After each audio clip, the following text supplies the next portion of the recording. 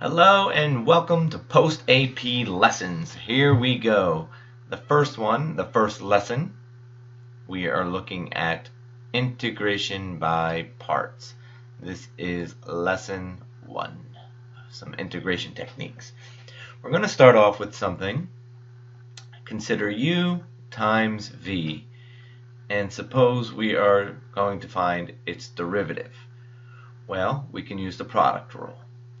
So we have first term times the derivative of the second plus the second term times the derivative of the first. Okay, pretty clear to see. Now let's integrate both sides. Like that. And if I integrate this side, I can write it as sum of, I'm going to write this as dv instead of v prime. And I'm going to write this as sum of integrals, v times du. Okay, just took the integral of both sides. Now, the antiderivative, the integral here, the integral of the derivative, they should cancel each other out. So I have u times v, and that is going to equal the integral of u dv plus the integral of v du. And you're probably wondering, okay, why is this important? Well, if we solve this now for the integral of u dv, then I would simply subtract this quantity from both sides, and I would have u times v minus the integral of v du. So what have I done here? I have discovered or proved the formula for integration by parts. So let's take a look at example 1. This is in your notes packet downloaded before watching the video, so make sure you flip to example 1 or go to the bottom of the page where example 1 is.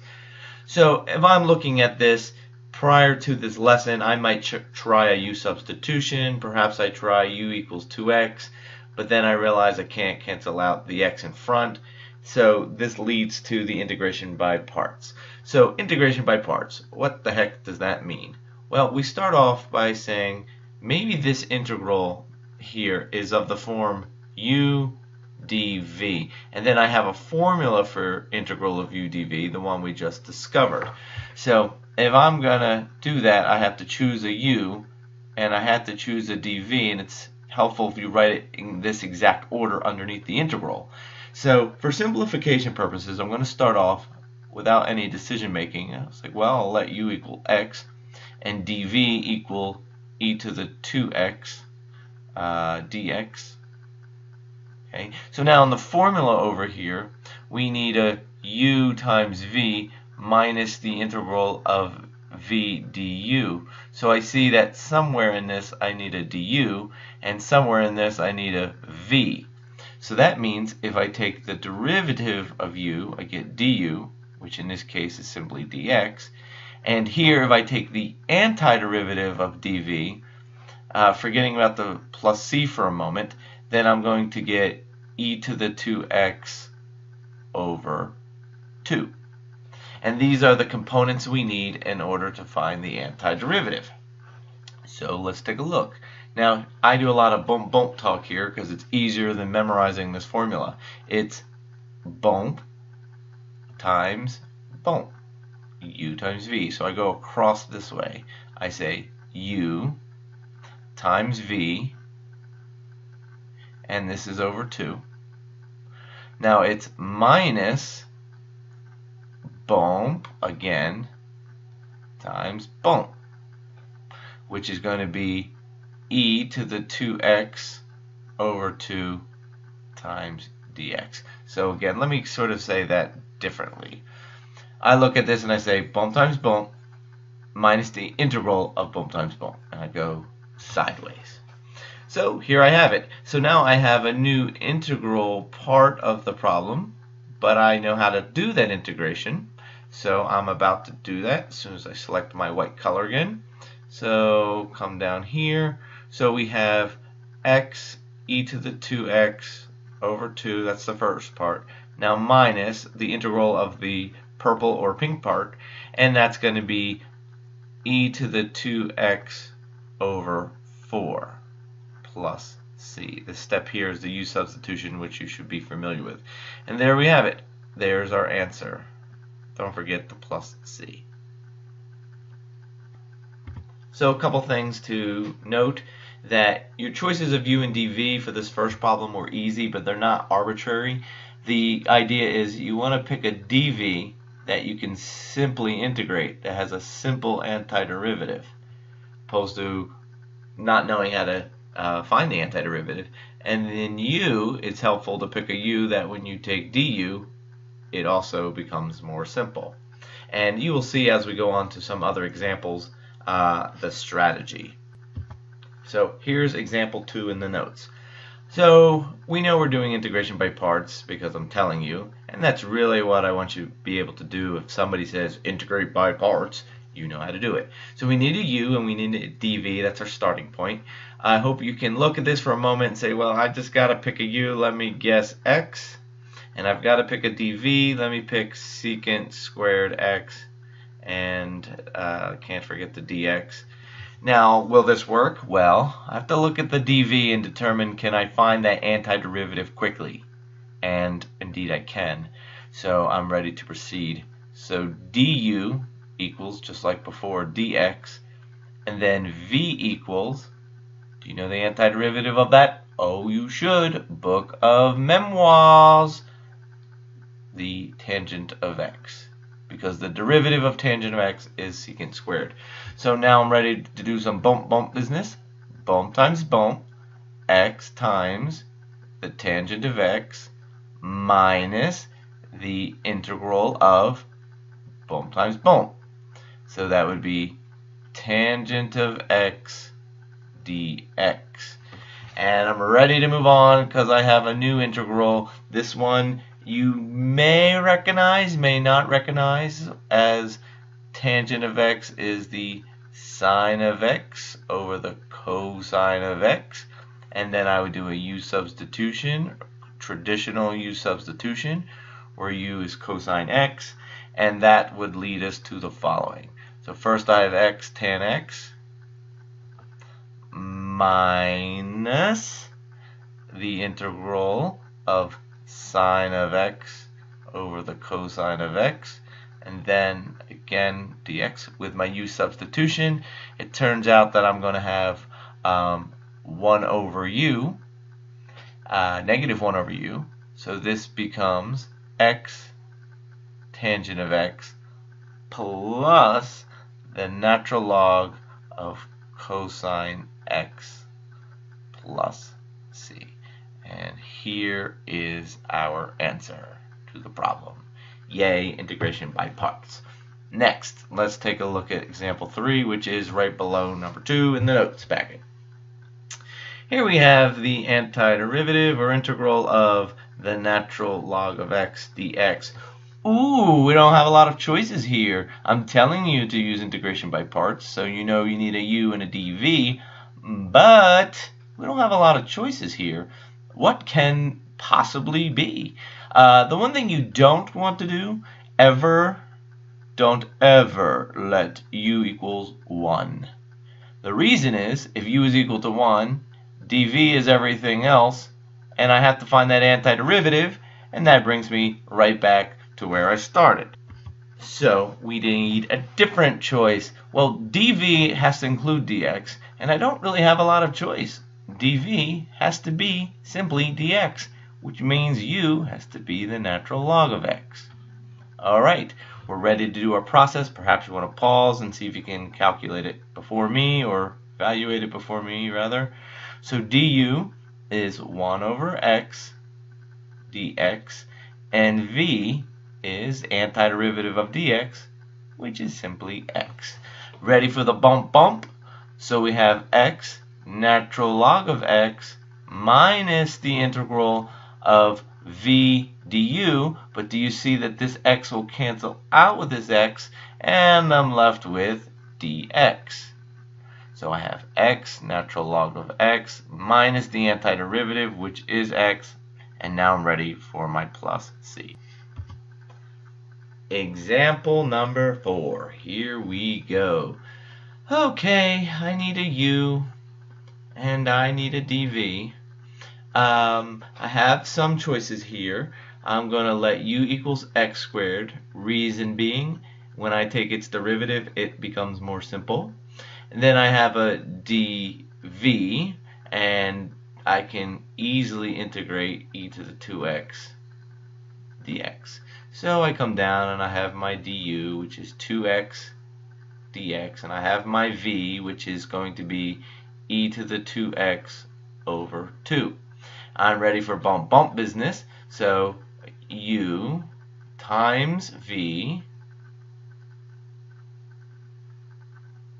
minus the integral of v du. The 2's cancel out, and I'm left with x times e to the 2x dx.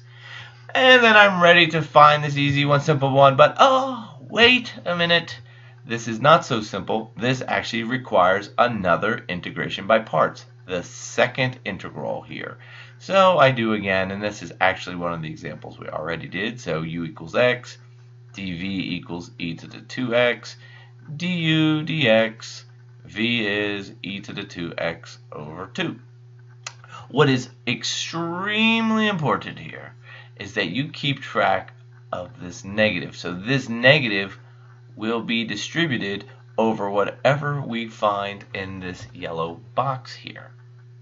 Okay, so let's come down here. We have x squared e to the 2x over 2 minus bump business. X e to the 2x over 2 minus the integral of e to the 2x over 2 dx. Distribution is critical. So x squared e to the 2x over 2 minus x e to the 2x over 2.